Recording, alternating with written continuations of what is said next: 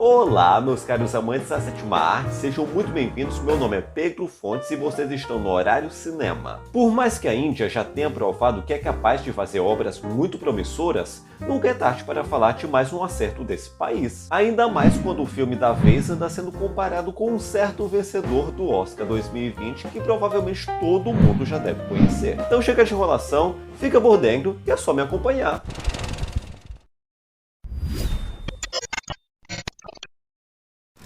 Baseado no livro escrito por Arvind Adiga, acompanhamos Baurão, um rapaz de origem humilde que utiliza toda a sua inteligência e astúcia para ascender socialmente. As comparações que o Tigre Branco recebeu com Parasita definitivamente não foram mera coincidência. E nem por isso eu tô querendo desvalorizar os méritos do filme como se fosse um mero plágio carente de inspiração ou criatividade, muito pelo contrário. O diretor Ramin Djawadi, responsável pelo ótimo 99 Casas, caminha por um terreno mais ou menos parecido com o de Bong Joon-ho, dando algumas tropeçadas no processo. Mas no geral ele cria uma obra bem redondinha, onde o desenrolar dos acontecimentos é convidativo.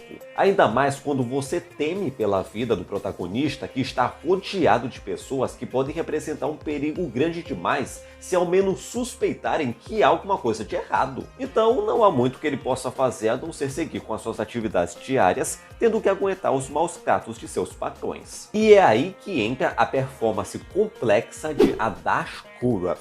Quando a montagem intercala as duas fases da sua vida, você vê o quão versátil que é esse ator ao interpretar um sujeito que aparenta ser submisso e meio bobão, mas na verdade isso é só uma carapaça para esconder toda a malevolência, ambição e desprezo que ele carrega. Isso no passado. Já no presente, essa malevolência, ambição e desprezo passaram a formá-lo como um todo. O que faz a gente se perguntar como ele chegou nesse ponto. É natural nos sentirmos quase um cúmplice de suas ações, pois além de sermos facilmente seduzidos por seu carisma e por boa parte do filme ele se encontrar em situações mais vulneráveis, a tendência é torcer pelo nosso representante, que ainda é um narrador, mas o roteiro evita passar a mão na cabeça dele como se fosse uma mera vítima, e tudo que ele faz e passa a fazer é compreensível. A gente pode até ficar do lado dele, mas somos constantemente lembrados que suas ações são condenáveis e que ele está longe de ser um indivíduo digno de pena. Já a Priyanka Chopra representa o completo oposto de toda a escória retratada no filme, porque se a função dos proprietários é serem cruéis, prepotentes, gananciosos e que enxergam seus empregados como meros servos merecedores de qualquer tipo de abuso, a dela é ser bondosa, gentil, com uma boa índole e que procura sempre ver o melhor em cada um. Não é à toa que os momentos mais confortáveis do filme são justamente os que ela está em cena. A mesma coisa dá pra dizer do Rajkumar Rao, só que com uma vírgula no meio, mas aí eu teria que entrar em território de spoiler. Vou só dizer que o ator entrega direitinho o que foi lhe exigido pelo roteiro. Agora, se tem uma coisa que me incomodou de verdade, foi a falta de noção dos realizadores em não perceberem o caminho previsível que o filme estava tomando devido à sequência inicial e a metade do segundo ato. O que quer dizer? Bom, é que o filme abre com flash forward, que é uma cena que se passa no futuro em relação aos demais acontecimentos. Ela tem uma função que é de introduzir o protagonista e puxar aquele gancho para o que viria a acontecer a seguir de forma amarga, crua e direta. Só que por causa dela, eu pude prever muitos dos passos que o filme iria dar a partir de então, até conseguir acertar alguns. Porque quando aquele flash forward é interligado com o acontecimento no tempo presente, além de anticlimático, já que a cena teria sido muito mais impactante se eu não tivesse conhecimento dela, a gente ainda consegue ter uma noção de qual vai ser a problemática resultada a partir disso e que por sua vez será responsável pela tal reação em cadeia. Tudo bem que volta e meia a minha imersão era puxada de volta com algo mais surpreendente. O que não foi o caso do momento chave que iria definir as ações tomadas pelos personagens a partir de então, a problemática no caso. Foi muita imprudência dos realizadores terem pegado de mão beijada aquilo que era para ser a base para o que viria a seguir. Isso poderia até ter sido suficiente para estragar por completo a minha imersão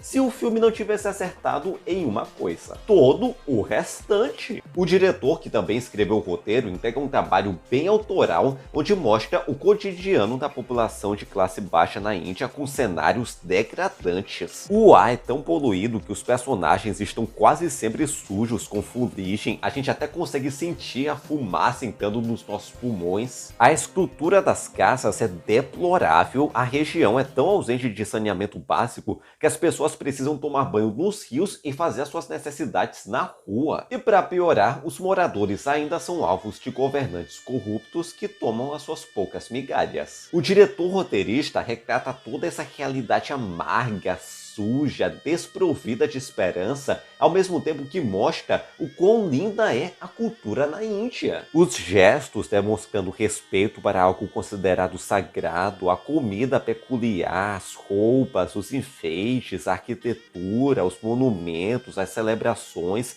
os funerais que funcionam como uma espécie de ritual e a diversidade de gêneros que o filme consegue transitar sem parecer forçado não é funcional, é surpreendente. Quando é comédia, consegue nos fazer rir, quando é suspense, consegue nos deixar tensos, e quando é drama, consegue nos fazer refletir. A quebra da quarta parede dá aquele complemento bacana ao estabelecer contato com o público e nos mergulhar na psique do protagonista. A montagem possui um ritmo acelerado, mas dá aquelas freadas para nos fazer respirar, apreciar e entender tudo que estamos vendo. As passagens entre presente e passado são fluidas, sem falar que é um ótimo uso de elipses, que são aqueles cortes que indicam omissão de tempo. Destaca um certo momento onde a montagem atingiu seu ápice, que foi naquele envolvendo o trapaça. Há alguns planos que dizem muito do estado emocional do Bauran, como em uma cena onde ele descobre algo bem perturbador, e são utilizados muitos planos fechados e tomadas em plongé, que é o enquadramento de cima para baixo, para indicar o quão desconfortável e pequeno ele se sente. E apesar da desigualdade social ser um tema bastante cutucado no decorrer da narrativa, nós somos muito bem surpreendidos quando descobrimos que aquilo que estávamos vendo era muito maior do que pensávamos. Ao invés de simplesmente sair apontando o dedo para aquele personagem, grupo, classe ou esfera social, o filme se concentra no todo. Os favorecidos possuem mais impunidade e privilégios do que os desfavorecidos. Porém, os podres da sociedade estão por todos os lados até onde a gente menos espera. Cada um tem o seu lado tóxico, uns para mais, outros para menos. Isso varia de pessoa para pessoa, independente de qual seja a sua condição social. Agora, como o próprio filme retrata, basta um empurrãozinho para esse lado poder aflorar. O tigre branco é uma espécie de parasita com quem quer ser um milionário. Não possui a proeza do primeiro ao lidar com a premissa curiosa, nem a sagacidade do segundo ao lidar com temas sociais. Mas a premissa curiosa e os temas sociais continuam lá e ainda servem para nos tirar da nossa zona de conforto. Você pode gostar do gênero que quiser, assim como pode não gostar do que vai encontrar aqui. Mas a gente precisa ampliar um pouco os nossos horizontes e experimentar o que o cinema no mundo afora tem a oferecer, porque qualidade é o que não falta. E um desses exemplos é justamente O Tigre Branco. Um filme provocativo, intrigante, reflexivo, onde nos é oferecida uma aula de desenvolvimento de personagem. E ainda joga na nossa cara a facilidade que é nós sermos seduzidos pelo poder a partir do momento que deixamos a nossa ganância falar mais alto do que a nossa moral.